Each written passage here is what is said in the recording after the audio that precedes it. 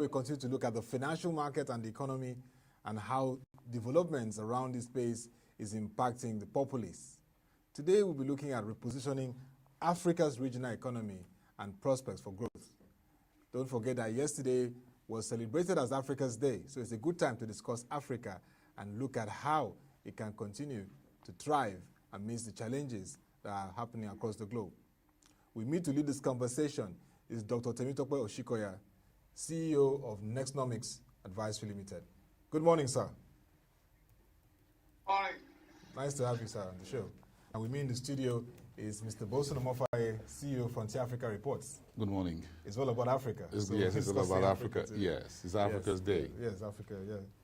So, Dr. Oshikoya, yesterday was Africa's Day. We've heard much about Africa being that frontier, that last frontier for driving industrialization and economic activities across the globe. If you can give us your perspective around this and the prospects for growth even in 2020 for this region. Okay. Thank you very much for inviting me on the show.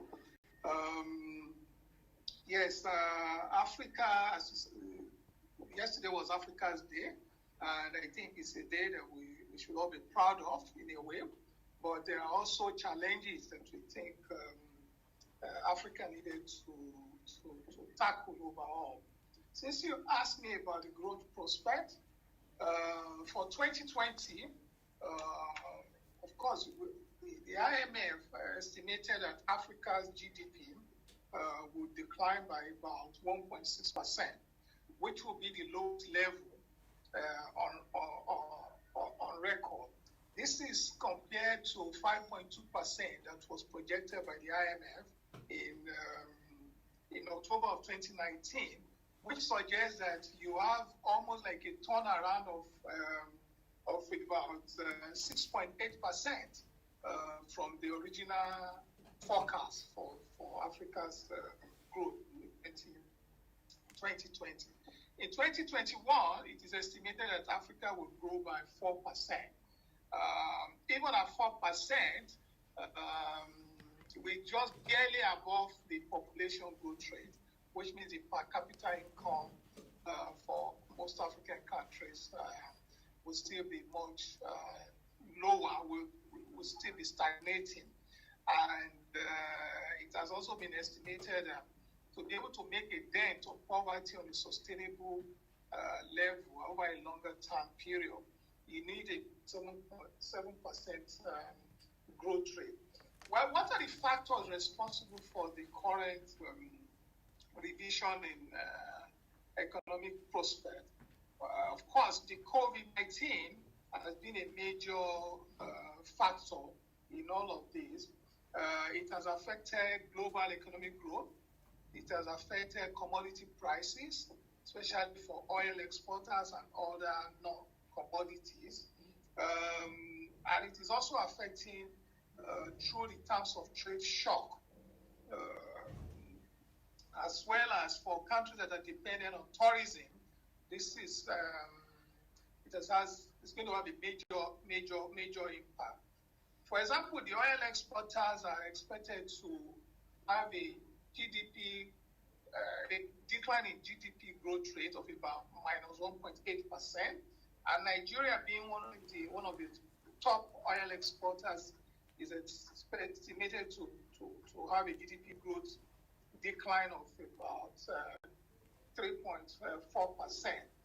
While other resource countries such as South Africa are expected to decline by about 5% in terms of their growth rate.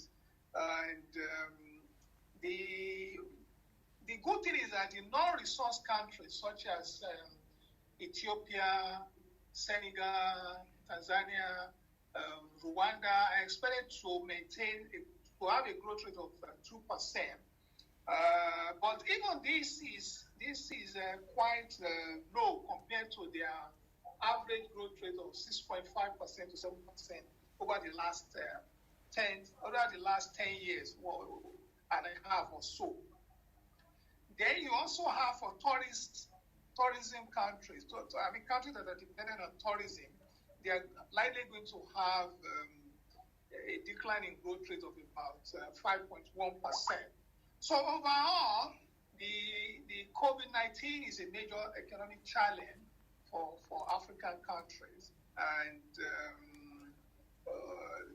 which implies that they will need, first of all, to have people first, that is to save lives first, and as a result, build their capacities. Many of them have approached the MDBs and so on and so forth. For example, Nigeria got about over $3 billion to support its policy measures. Other African countries have also approached the IMF, and the expectation is that they will use this to increase their health capacity, to save lives, and so on and so forth. But in addition, to enable them to have cash transfers, fiscal policies, and so on. So I think this is where things are. So in terms of the fiscal policies, you realize that countries such as Cote d'Ivoire have expended about 4.7% of their GDP on fiscal measures immediately. Niger, for example, at about 7.4%, and Senegal at about 5.1%. So this is where we are in terms of. So celebrating Africa's Day yesterday was a major milestone. We made progress. However, there are challenges, and these challenges have been compounded by the COVID-19 pandemic. Yeah. Thank you. Yeah, Doctor. Very, very nice intro perspective. Yes, on Africa's growth. Yes, my question, Dr. Oshikoya, is we spent the last 3 months thereabouts watching a number of African countries responding in various ways to the COVID-19 pandemic, and this time specifically on the fiscal policy front approach in terms of whether we're through stimulus or they're doing cash transfers or they try to talk up the state of the economy. Are you convinced or are you encouraged by the various fiscal policy measures that a number of these African economies, the frontline economies, have been making over the last 3 months, March to May? Well, this is an emergency, and in the midst of these emergencies, you realize that African countries have limited fiscal space to be able to maneuver, unlike some of the more advanced countries. Nevertheless, I think some of these countries need to be commended, especially a country like Senegal. If you look at what Senegal did on the health front, they actually took a proactive measure in terms of testing and tracing, to the point that even I understand UK actually wanted to learn from what Senegal was doing in terms of testing. So I think there are good examples like that. Initially, Tanzania, for example, they just decided to close their border immediately, and as a result, because they realized that the contacts, the immediate contact route is through the border. So they basically decided to close the border immediately and quarantine whoever is coming into the country, especially non-Tanzanians, and so on and so forth. So if you look at South Africa too, the president of South Africa came on board immediately to announce the measures that they were going to be taking. So in that sense, I think you have to give some commendation to what some of these countries did. Now, in terms of the fiscal space, as I said, because we are in an emergency, they needed to dedicate funding towards immediate health measures that can help to arrest the spread of the pandemic, and that means their budget deficit had to increase, As I indicated, a country like Cote d'Ivoire, especially spent about 4.7% of its GDP on this health pandemic. Niger, a small country like Niger, spent about 7.4%. Of course, you can say that they are coming from a very low GDP base. As a result, I think the international community realized the importance of also assisting African countries.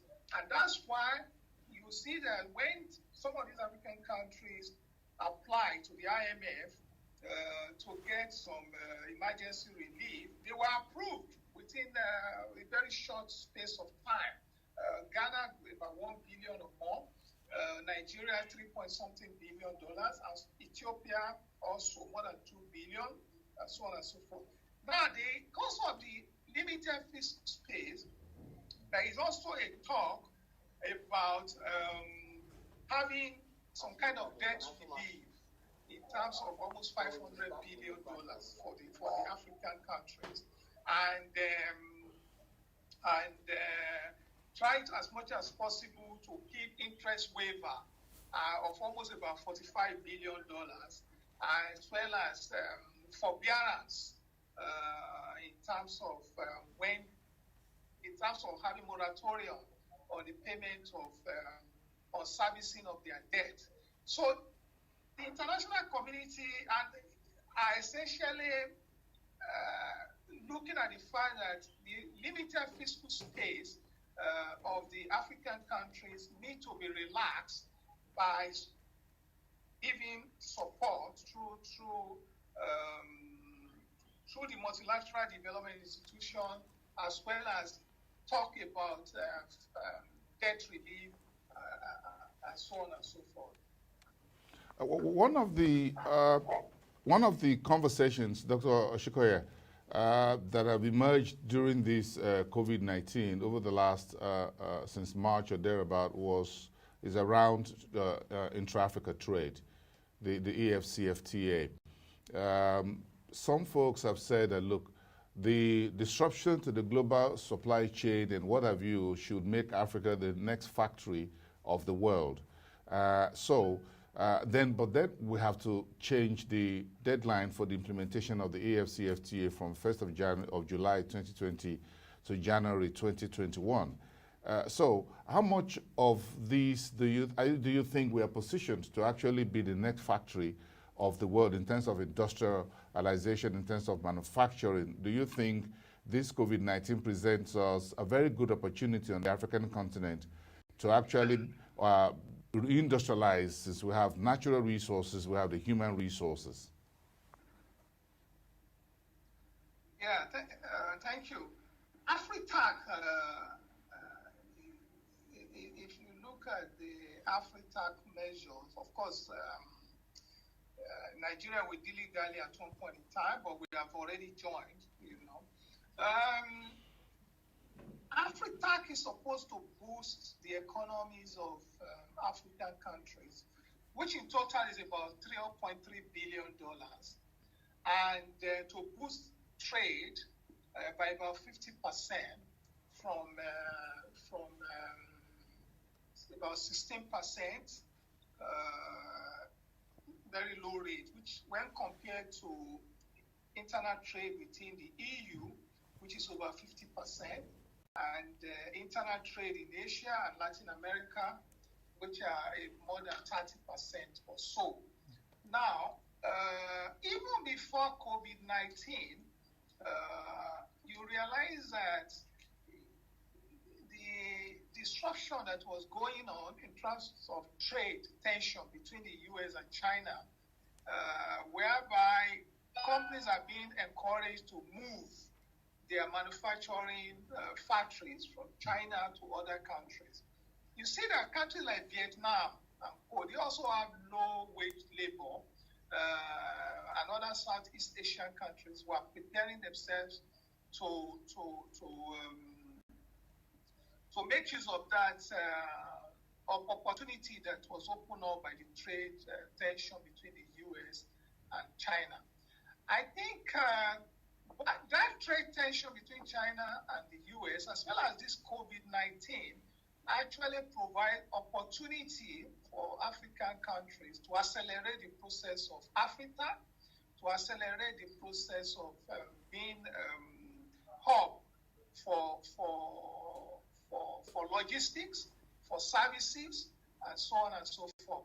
If you take, for example, Kenya, Kenya actually has positioned itself as one of the countries whereby that can benefit from outsourcing of IT, the same way that India actually benefited a lot from IT outsourcing. And Kenya, if you look at the M-Pesa, mobile payment and so on, Kenya actually has been a leader in this regard. So I think we can learn a lot from what they've done. Now, in terms of logistics and transportation, as well as so on and so forth, a country like South Africa stands to benefit, or it could harness this opportunity. The same thing with Ethiopia. I was listening to the MD of Ethiopia Airline yesterday on CNN, and he was saying that yes, the COVID-19 has affected their movement of passengers, but at the same time, they are trying to fill the gap by accelerating the movement of cargo, and that has not stopped, and that indeed it has encouraged positioning themselves to be able to benefit from logistics, from services.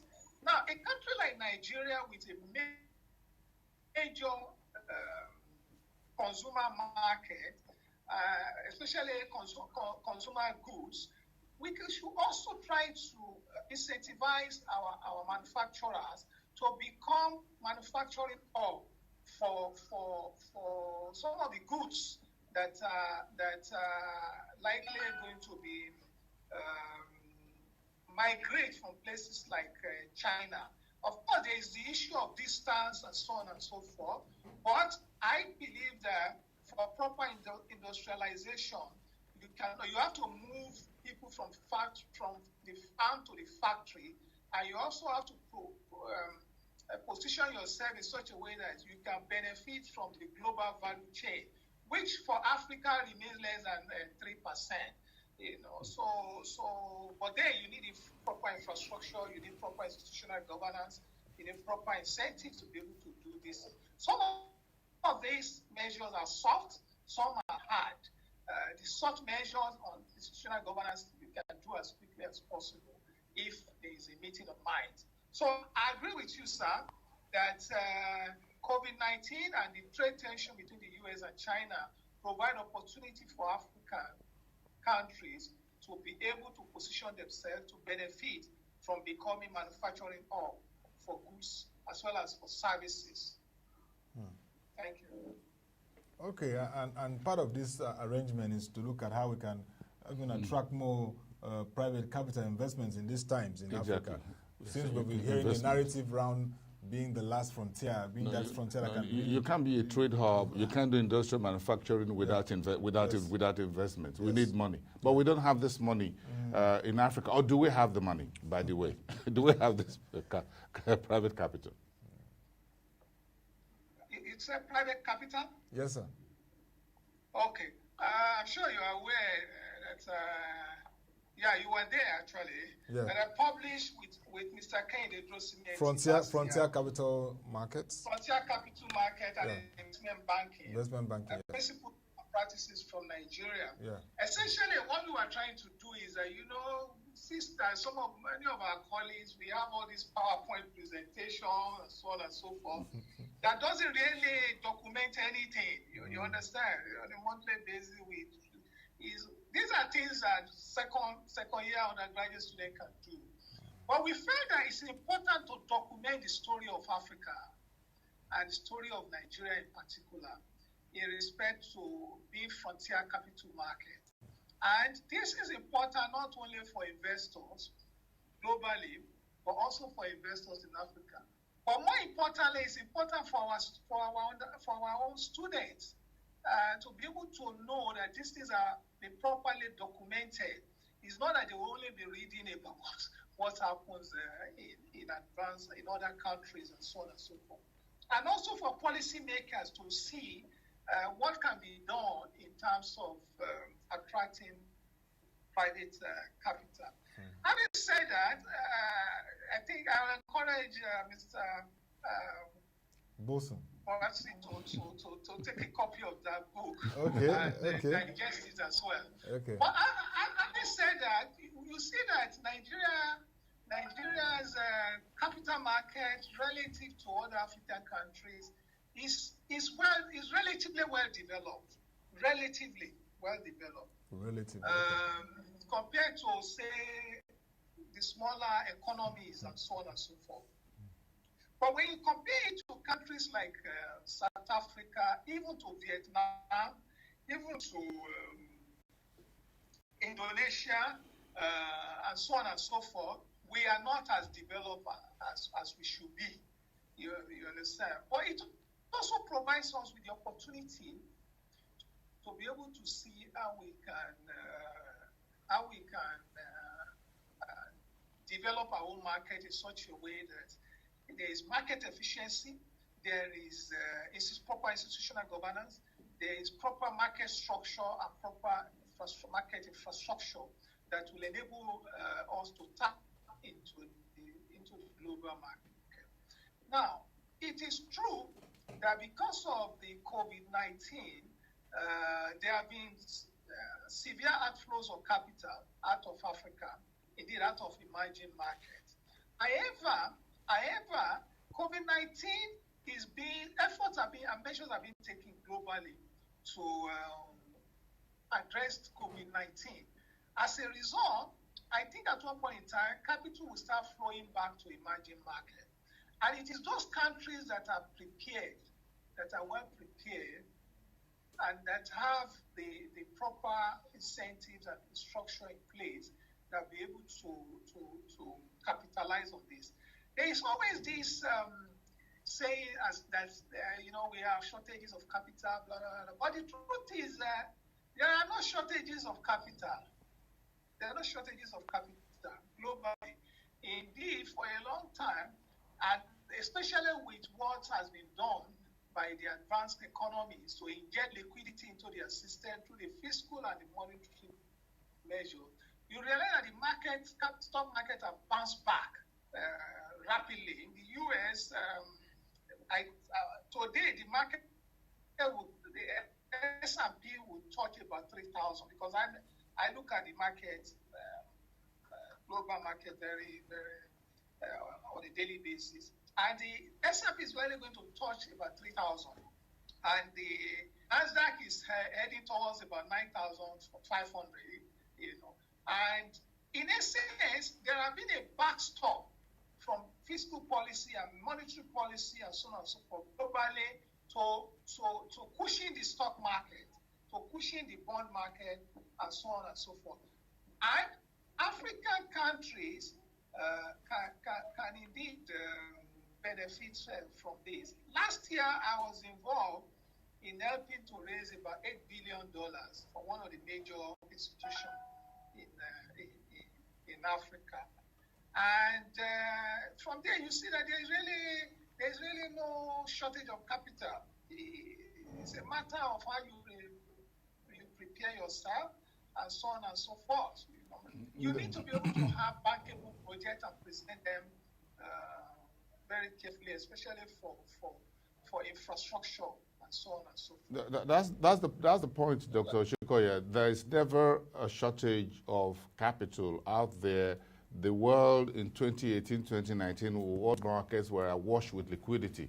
So that was, and within the last few years, we've seen a number of African countries going rapidly via the Eurobond route. But again, we just received this morning, within the last hour, Nigeria's capital importation report for the first quarter of this year. If you look at the breakdown, the number was about 50% higher than the last quarter of 2019, which was Q4. But again, if you look at the breakdown, as always, portfolio investment was looking at about 73%, while FDI is just about 3.6%.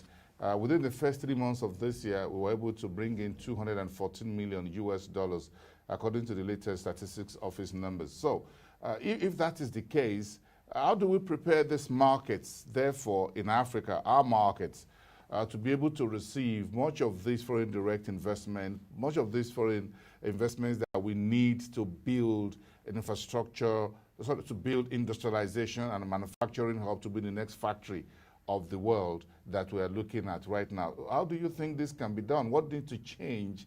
Is it within our laws? Is it investment laws we need to look at? Is it the fiscal space? Is it the monetary policy? Yeah. You know, there was an article that I wrote in The Guardian and also in Brochure, and maybe in this day also, around 2015 or so. It said, the title was JP Morgan Index and Collective Self-Delusion, okay, where I argued that, look, our monetary policy and our fiscal policy has been geared more towards portfolio investors. At a time, we were attracting portfolio investors at a very rapid rate. Why? Because our treasury bills were at around 16%. When the JP Morgan interest, the interest rate, the collective interest rate was about 6%. So we were 10% higher than there. Now, if you give me the opportunity, and you know, portfolio investors are looking for wherever they could get higher yield. And at that point in time, interest rates in the US globally were very low, and they have even become much lower. You understand? So in essence, if you even be portfolio investors, you give me the incentive to be able to earn 10% higher or 15% higher than what I was exchange risk at that point in time. I have to time my money for too long. I will bring it and put it in portfolio investment. So essentially, we are simply reaping the rewards of what we sow. That we were attracting we wanted more portfolio investors, which are more short-term. I will encourage you to read that article. Now, how do we attract foreign direct investment, which is really the real thing, you know, the real thing? I think you have to focus on more sustainable measures. You need to be able to show that your country risk overall for over a longer time is going to be brought down and is going to be as low as we can ever imagine. And if you have a rating for S&P of almost junk bonds and so on and so forth, junk ratings and so on, even that in itself discourages foreign investors in a way. Now, if you look very carefully, a country like Vietnam and Indonesia, which essentially especially in Vietnam, you know, after the traumatic period that they went through, they become much more long-term oriented. They had a development plan of about 30 years, you understand, to 2050 or so. And in this development plan, they are able to articulate what is it they want to do with it in the next 30 years. And whoever comes into power, even when you have a change of government, must stick within those. It can think around that development plan, the long-term development plan, but it cannot deviate completely from it. Now, if you look in Indonesia, for example, you know, in Indonesia, they also have this long-term development plan, and it is enshrined in their constitution that the long-term development plan for, say, 30 years cannot be abandoned. It's in their constitution. Each government that comes in must work an article on this, and indeed, I looked at there's a project that I'm working on, looking at the development plans for 15 countries, 8 countries in Africa, including Nigeria, and 7 countries in Asia, including China, India, and so Indonesia, and so on and so forth. What you see is you have committed leadership, you have pragmatism, you have flexibility to be able to operate within this development plan. The second that I see is the issue of bankable project. You know the Azura Power Project? Yes. In Edo State. Yeah. It was able to, I think Actis Capital was part of it. They had about 50% or so. And other, and then the Edo State government had about 3%. Now, that's one project, an example of a project that we can use to do this. But in order to even do that, the IFC Act was involved, and MIGA, World Bank's MIGA was involved. World Bank's MIGA gave a guarantee of almost about was able to mobilize a guarantee of about $800 million or so for the project because of the risk involved in Nigeria. So we need to tackle the risk, country risk. We need to tackle project-specific risk in terms of preparing bankable projects. We also need to be able to present projects that people will be willing to buy into. So Nigeria is a large market. There's no doubt about it. Any investors will be Professor. We want to get into this market if we have things properly done and if we have things Professor, on the right track. Professor, based on what you... If you look at a country like Rwanda, the governance system in that place enables them to be able to attract capital on a per capita basis, more than what we do in Nigeria, because they have the right governance structure in place. You might say it's authoritarian, it's dictatorial, but things work in those countries. Same thing with Senegal, same thing with Tanzania, same thing with even Ghana. On a per capita basis, they are able to attract more investment than we do. So if when you look at projects like Professor Oshikoya, based on your study and all of that, it's good you mentioned the Azura Edo Power Project.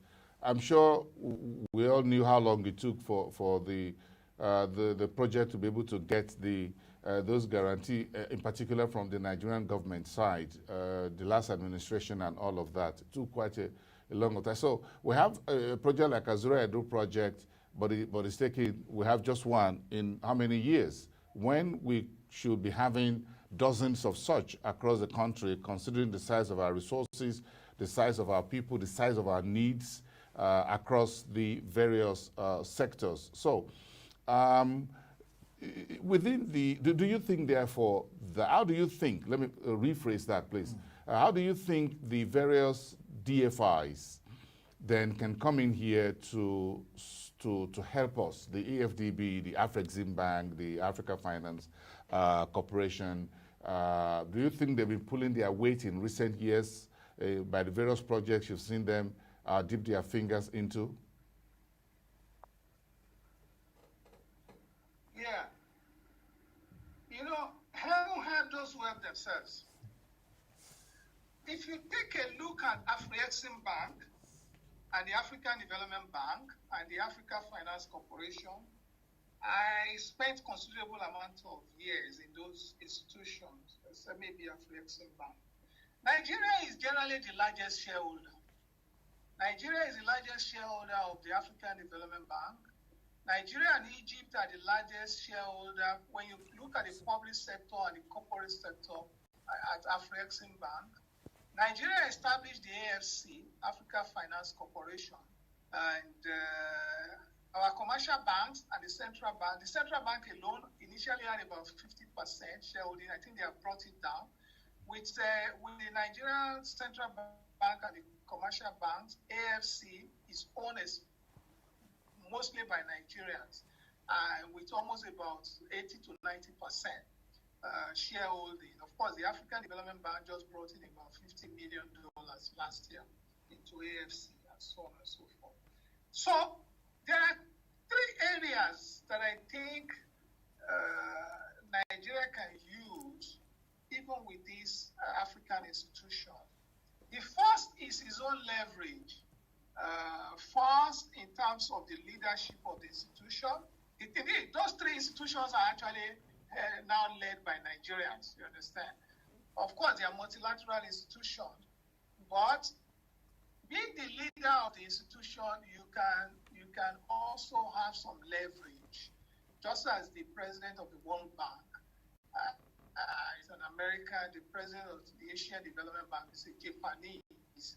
You can have some leverage in terms of how you want things to be done to in your own favor and so on. Second thing is the policy, is what I call knowledge advisory. Most of the things that we see, as we indicated earlier on, there's a lot of liquidity, financial liquidity outside them. But advisory, financial advisory, knowledge advisory, policy advisory, the World Bank and the IMF, they play a major role in this regard. There are any of these African institutions. Indeed, the leverage that the IMF and the World Bank have is not the finance that they provide per se. Those are very important, but they are able to influence policies. They are able to do major studies on your VAT. We recently reduced for consultation as far back as 4 or 5 years ago. They've done a study on it and basically telling us the optimal rate and so on and so forth. I think most of these African institutions need to do more of that. They need to do more of this kind of financial and knowledge and policy advisory to help institutions and countries build capacity. You understand? You can give institutions funds, money, but if they don't have the capacity to be able to manage it well, it will just go the wrong way. Then the third aspect is the financial capacity. Again, these institutions can character to bear on the funding that they're giving because they know Africa. So they're in a position to be able to advise even on the use of these resources. Between you and I, the World Bank lending to Ethiopia, for example, is 3 times what the ADB gives to Ethiopia on an annual basis. Let's say AD to Ethiopia. The World Bank is likely going to give $3 billion. You understand? So it's important that we harness these 3 areas: the leadership capacity, the knowledge capacity, and the financial capacity. AFC, for example, can do more. It's based in Lagos. It can do more in Lagos. It can do more in Nigeria. You understand? And I'm somehow involved with these institutions, even now, you understand? And try to advise them that, look, these are the ways to go. You need to show more understanding of African countries, and especially for a country like Nigeria, we need to harness more of this, the capacity and the knowledge capacity that these institutions can bring to bear. That's why they have chief economist position in some of these countries. Not to be looking at the sort of things we look at in Nigeria, doing PowerPoint presentation. To look at longer term issues. You understand? Yeah. Look at longer term sustainable issues, and then bring this to bear in terms of policy advisory, financial advisory, knowledge advisory to government and to private sector institutions. So yes, these institutions can help Africans a lot. They can help Nigeria a lot, and we should also position ourselves being a major leader in these institutions to harness what they have to give. Thank you. Wow.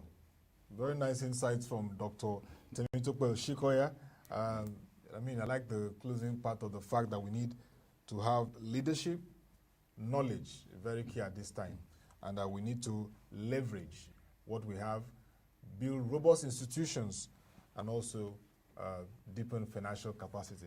I think leadership for me has been itemized is very key, and leadership is not just by your demography or by the square kilometers of your country, but by knowledge and skill that you bring to the table, by positioning. Again, and I love the whole idea about policy, advocacy, research that has to be very robust to back what we need to do. Then, of course, then knowledge of even our own environment, because it looks like sometimes each time we look at it, it looks like those from the outside seem to know us more than we know ourselves and what is even on the ground. Very insightful conversation with you this morning, Dr. Oshikoya. Thank you very much. Thank you, sir. And like you said, we need to have a narrative very clear. Yes, I agree with you. Based on that, what you showed me yesterday, I mean, it's very important. Yes, Africa needs to really shape its Indeed, narrative. as I've told ProShare staff and your CEO, before I do any writing, believe it or not, a lot of research has gone into it. Yes. So when you see papers that I write in newspapers in ProShare, I don't just write. It's because of what I've done in the past or what I'm currently doing. You know, those are the sort of things you need to do to inform government. For example, the other day, somebody was saying free market, blah, blah, blah. We don't need all of those. We just need pragmatic policy. You need the state, you need the government, you need the private sector to work hand in hand. All these free market, blah, blah, blah, they don't even understand it. That's what I realized. You understand? He corroborates Professor Okpanenko yesterday, saying the same thing. I mean, yes. Development plan, that was a good point. Yes. Thank you very much. Thank you. That we have to enshrine either in our constitution or by the legislature. Yeah. Yes, so that we've, changes in administration don't necessarily impact the implementation of such a long-term development plan. Thank you so much, sir. Thank you very much, Thank Dr. you, sir. Temitope Oshikoya, CEO, Nextnomics Advisory, for your very insightful contributions on repositioning Africa's regional economy. Thank you very much for your contributions. Thank you. I appreciate it. Yes. And it was nice having you, Mr. Boson. Thank you. My pleasure. See you for Frontier Thank you so much. We'll do this again tomorrow. It's good to have you. Thank you. Thank you. That'll be all for the market review today. Join our website, www.proshareng.com, to watch our videos, read our news reports and analysis, and you have a lot of information there to get insights in this time. Also, www.debtorsafrica.com. The Debtors Africa platform has come as a game-changer platform for the debt recovery, debt sustainability, and indeed the financial markets. Log on to that website to get all the insights you need. The conversation continues tomorrow. Continue to join us and enjoy our incisive analysis from analysts, experts across the country and even the continent. Till we come your way again, thank you for watching. Have a nice day and stay safe.